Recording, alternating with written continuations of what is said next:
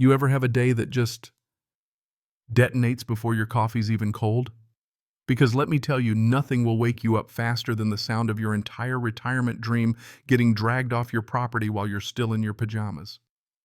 That's how my little war with the Queen of Oak Meadows started. Not with a bang, but with the screech of tires and the voice of doom wrapped up in a pink tracksuit. That morning I step outside still feeling pretty good, that rare kind of good where life actually seems fair. I'd just bought my dream RV. Brand new, 40 feet long, glistening in the sun like a promise finally kept. This thing wasn't just a vehicle, it was the symbol of every hard-won year in the Marine Corps. Me and Sarah, my wife, we'd promised ourselves through all those late-night phone calls from the other side of the world that someday we'd have our own wandering star to chase down freedom together. So yeah, it wasn't just a hunk of metal parked in the driveway.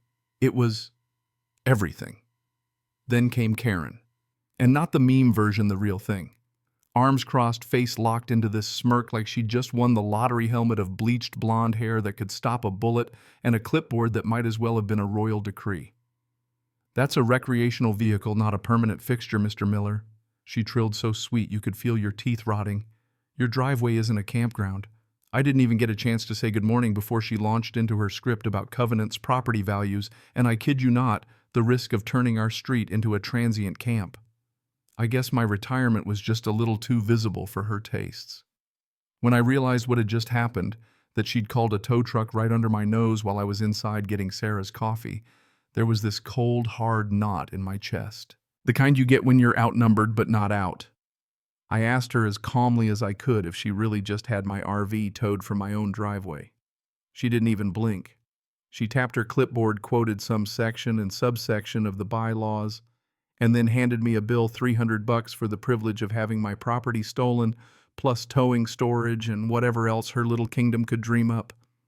"I'd pay it quickly if I were you," she said, already turning away satisfied. "Those yard fees add up." I watched her walk off triumphant and realized right then this wasn't just about some rule. This was about power. And some people get addicted to that stuff, It wasn't just my RV she took. She took a piece of my life. If you've ever tangled with an HOA, you know the kind of slow, simmering rage I'm talking about.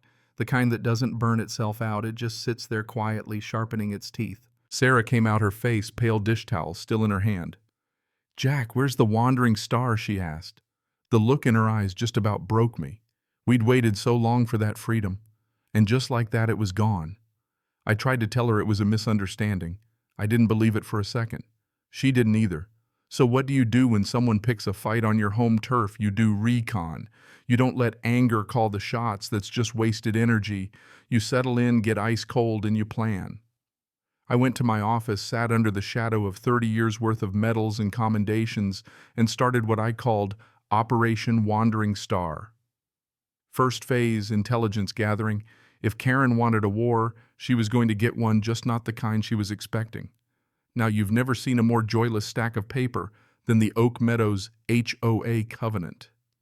Buried somewhere in the middle of that legal swamp was the rule she'd quoted clear as day: no RVs in plain sight. But there was something else too.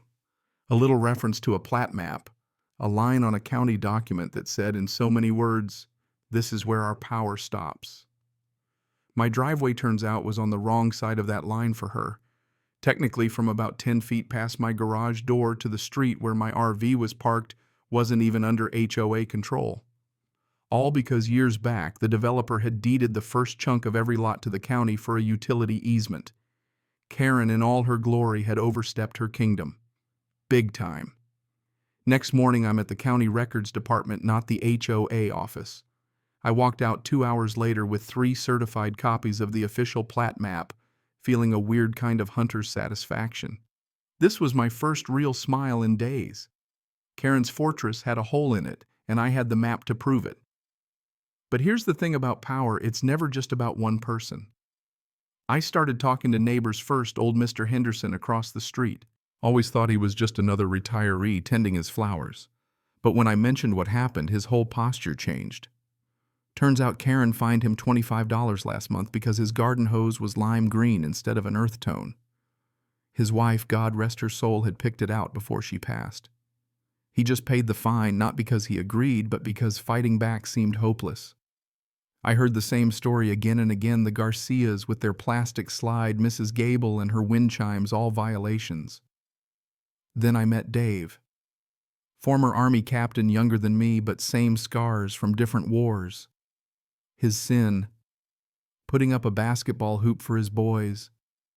Find threatened with liens, he caved just to keep his family safe. And as soon as he saw my map, you could see it in his eyes, hope like a campfire in the dark. We might have her, I said, but only if we do this together. The next phase was paperwork. I fired off a formal records request to Karen.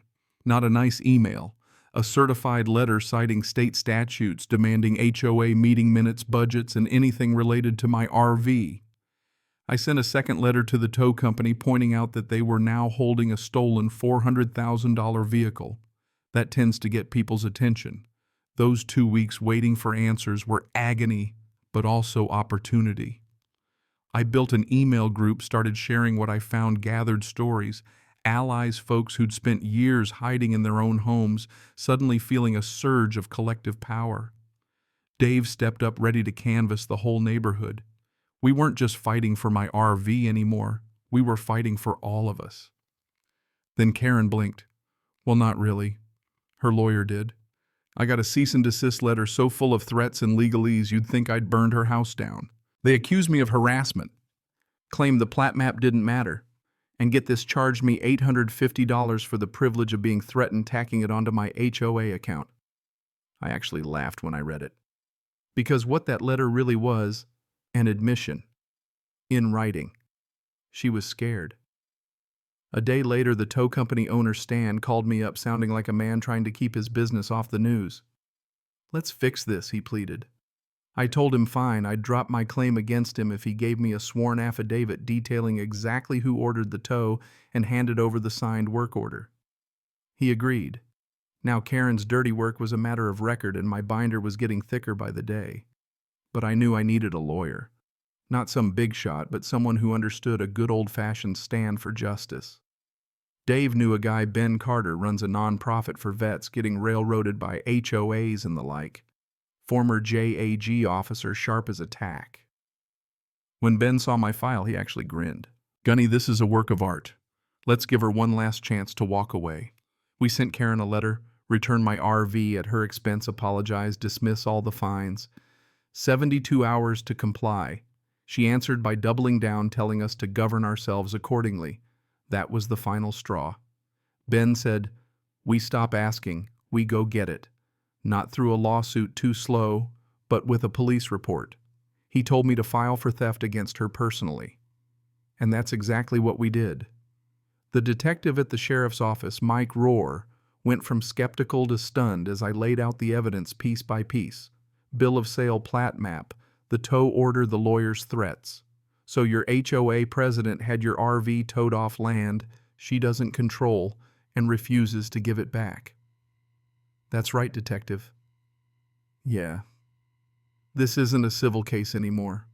He made a few calls and within the hour we were riding together in his car, pulling up at the impound lot. Stan, the tow guy, looked like he'd seen a ghost. Rohr didn't bother with small talk. Release the vehicle immediately or you're looking at accessory to grand theft. 5 minutes later, the gates swung open. I climbed into the Wandering Star, turned the key, and that diesel rumbled to life like a victory drum. That sound, I swear I almost cried. But we weren't done. Detective Rohr led the way, me piloting my giant RV straight through Oak Meadows, neighbors gaping from doorways as the parade of justice rolled by. We didn't stop at my house. We stopped at Karen's. Parked that 40-footer right in front of her prize roses, blocked the sun. She opened the door before we could knock.